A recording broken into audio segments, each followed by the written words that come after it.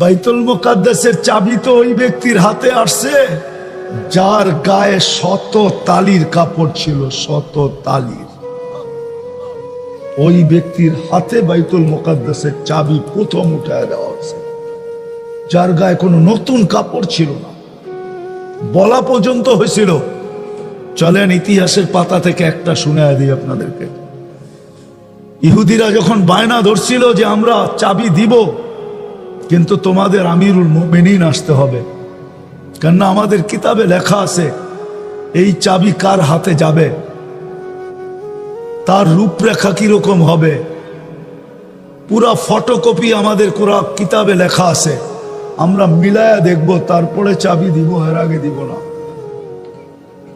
উনি যখন মদিনার থেকে রওনা হয়ে শামে ঢুকতেছিলেন, তখন বাইতুল মুকাদ্দাস মসজিদের নাম ছিল, কিন্তু ফিলিস্তিন ছিল না, পুরাটাই শাম ছিল।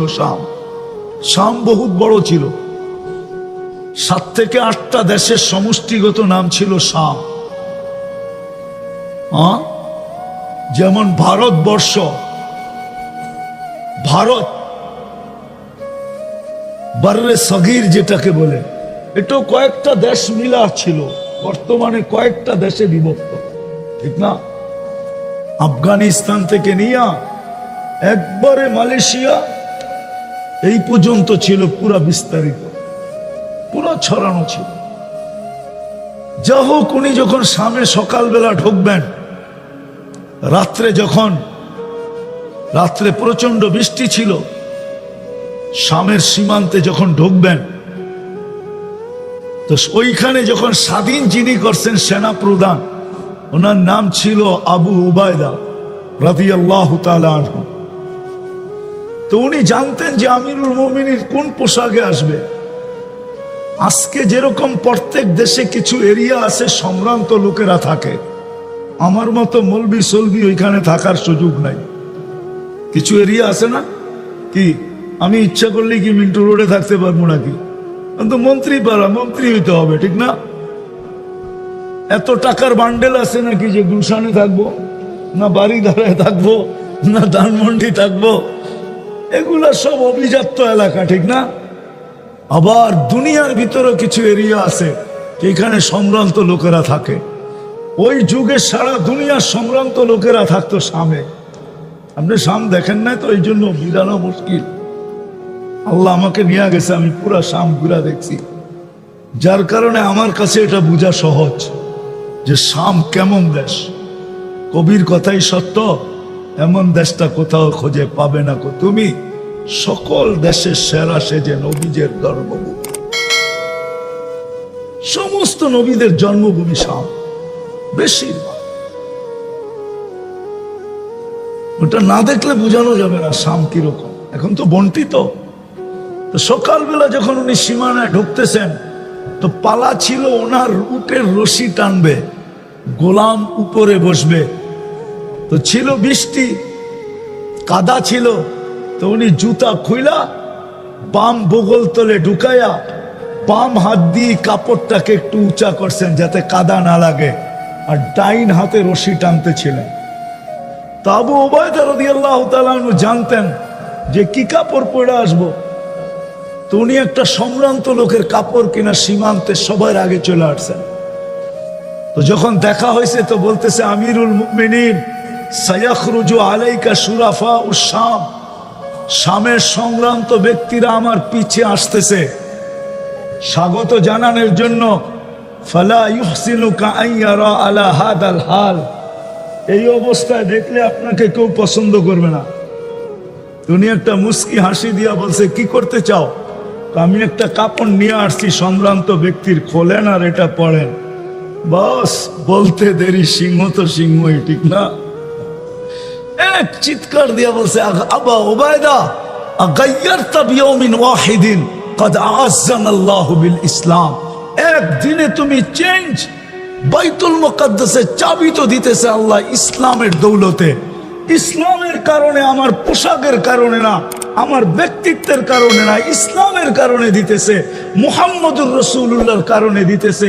তুমি একদিনে চেঞ্জ। ফালা উবালি মাকালাতান নাস, কে কি বললো আমার পরোয়া নাই।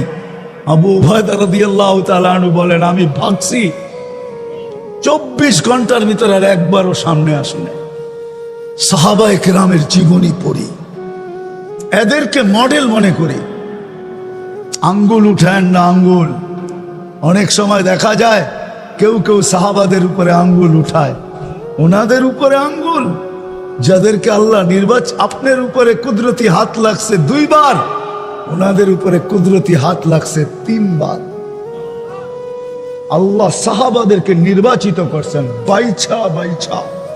পুরা উম্মতে মুহাম্মাদির ভিতর থেকে সাহাবাদেরকে 1.25 লক্ষকে আল্লাহ বাইছা আলাদা করছেন লিসুহবাতি হাবিবি, বন্ধুর সাথী হওয়ার জন্য। আপনি যতই আঙ্গুল উঠান, কোরআন ঘোষণা দিয়া দিছে কুল্লুন ওয়াদাল্লাহুল হুসনা।